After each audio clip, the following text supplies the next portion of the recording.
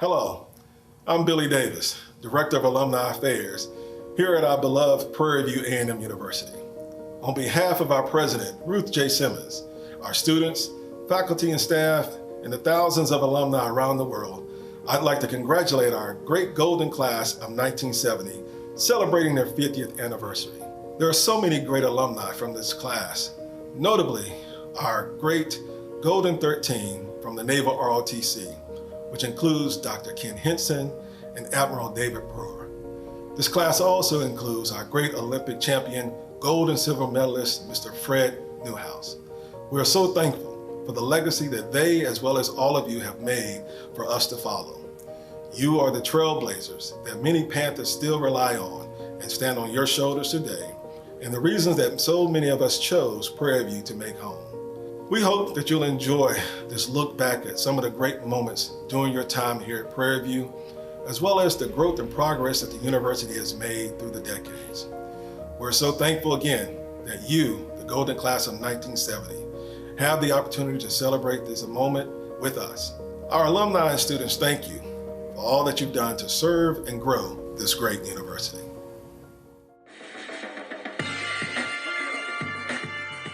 As the academic year got underway, President Alvin I. Thomas welcomed you, the class of 1970, with a letter in the Panther newspaper reminding you that you've become a member of one of the finest student bodies in the nation.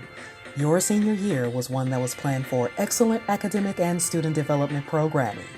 With a number of bright young scholars joining the faculty that year, President Thomas was very pleased to have a number of Prairie View students return with graduate degrees and experience to teach at the college.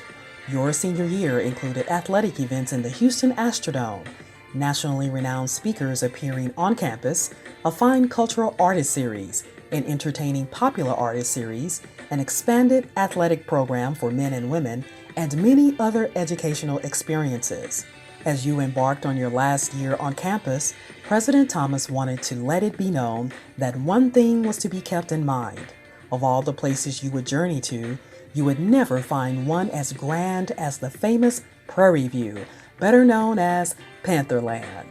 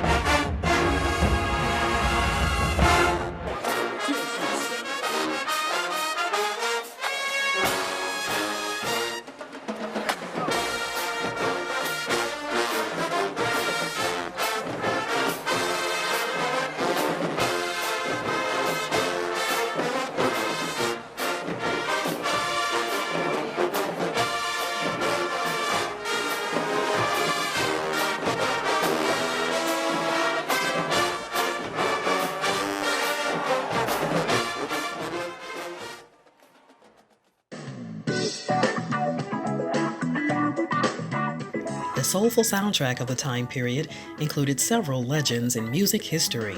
It was in February of 1970 that Sly and the Family Stone's hit song, Thank You, reached the top of the Billboard Hot 100. Some of the best performers to come to campus included the Ike and Tina Turner Revue with the Ikettes and the Kings of Rhythm Orchestra. But it was Soul Brother #1, James Brown, who made a huge impact when he donated a $500 scholarship to students in music at Prairie View A&M College and Texas Southern University.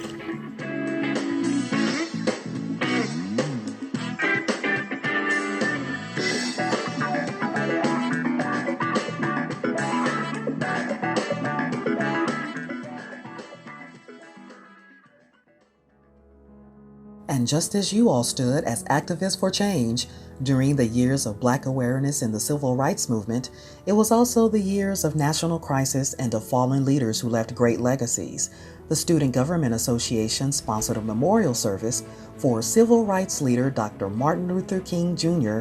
on campus in the Health and Physical Education building, and perhaps one of the most memorable moments for student Leo Smith at that time was a thank you letter he received for a poem he wrote entitled King, King. Dear Mr. Smith, thank you for your letter of September 25th and for the poem King, King which you enclosed. I commend you on your creativity. Your poem will be housed permanently with other tributes to my late husband. Please be assured that I am grateful for the esteem in which you held my husband and his dedication to the cause of peace and justice. Your thoughtful expression of support has given my children and me the strength and the courage to try to continue his work. I extend to you my best wishes for success in the completion of your college career and your future endeavors. Sincerely yours, Coretta Scott King, Mrs. Martin Luther King Jr. 50 years later, the Prairie View A&M students have continued the fight for justice in now what is called the Black Lives Matter movement, joining staff, faculty, and the city of Prairie View in painting Black Lives Matter on University Drive. Today, the students feel as though the ability to vote on campus that they attend is not a privilege, but a right. And on February 16, 2020, dozens of students joined Prairie View A&M University's Panther Party 1876 in a march against voter suppression called The Hill Takes the Vote. And activist Jayla Allen, a 2019 PV graduate, continues on the path to fight voter suppression as lead litigant in the recent PVAMU voting rights case. And who could forget about the athletic prominence of Panther sports? 1970 proved to be a year of new beginnings for sports groups like the Panther Club, an organization for male athletes on campus. The club utilized the college's intramural program as a means of fostering high standards of sportsmanship and leadership among college students. Your senior year was also one that contributed to the winning tradition in Panther athletics, with the men's tennis and golf teams winning back-to-back SWAC titles, the football team receiving NCAA recognition during the football season's 100th year of play, athletes signing professional contracts on NFL teams like the Pittsburgh Steelers and the Los Angeles Rams. The baseball team won the NAIA zone title. Women's track team got their start under the legendary Hall of Fame coach Barbara Jackett, who would go on to bring 10 NAIA championships and 14 SWAC titles to Prairie View and become the women's head track coach of the 1992 Olympic team. The Harlem Globetrotters brought basketball fun to the gym, and one of the most significant and celebrated figures of the 20th century, the greatest boxer of all time, Muhammad Ali, joined the Black Power movement with you on campus. Prairie View Hall of Fame track coach Hoover Wright guided the men's track team to win the 1970 SWAC championship. Under his coaching expertise, the men's program would continue a winning streak that would award 2 national indoor titles, 1 national outdoor title, 5 SWAC championships, the U.S. Track and Field Association national title, and the Astrodome Federation national title during Wright's 40 years of coaching at PV. And it was in 1972 when Coach Wright was selected as men's head coach for Team USA at the Olympic Games in Munich, Germany. Coach Wright also developed several world-class student athletes from Prairie View A&M, to include your classmate, PVAMU Distinguished Alumni Medal recipient, Olympian, and USA Track and Field Hall of Famer, Mr. Fred Newhouse. I won a gold medal in the 4x4 relay, or as we call it here in America, the mile relay. And I won silver medal in the 400-meter dash. Back. It's Newhouse, United States, right up on Jenkins now. And also going well right on the outside is Maxie Boggs. I can't explain to you what happened in 18 months that took me from not being able to win the district in my high school district to setting the national record in the NAIA. All I can tell you is that God still creates miracles, and I think I am a product of God's blessing.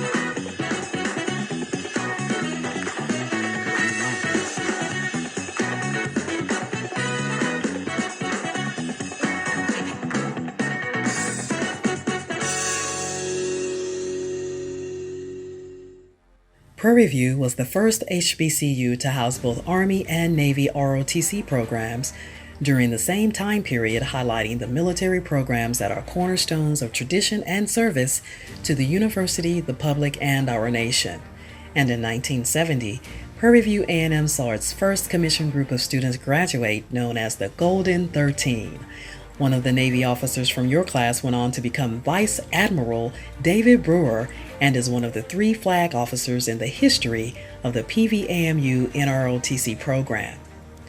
To pay homage to this historical group of NROTC members and other alumni from around the country, current PVAMU President Ruth Simmons sponsored an alumni reception held on June 15, 2019 at the Smithsonian National Museum of African American History and Culture in Washington, D.C.